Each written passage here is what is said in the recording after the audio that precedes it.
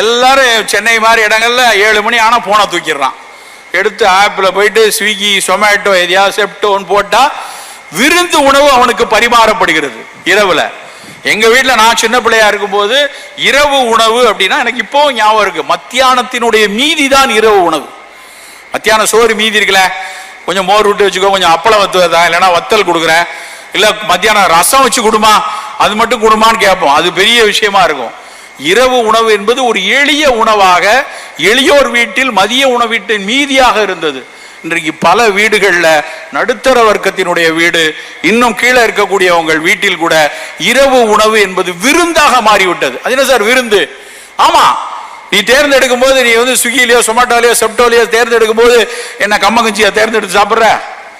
போடும்போதே வந்து அவனுக்கு என்ன சுவையா இருக்கும், எது வந்து மிகச்சிறப்பா இருக்கும், எது இந்த கார்டுல ஆஃபர், அந்த கம்பெனி என்ன ஆஃபர் கொடுக்குறான், அவன் சாப்பாடை தீர்மானிக்கிறது எதெல்லாம் பாருங்க.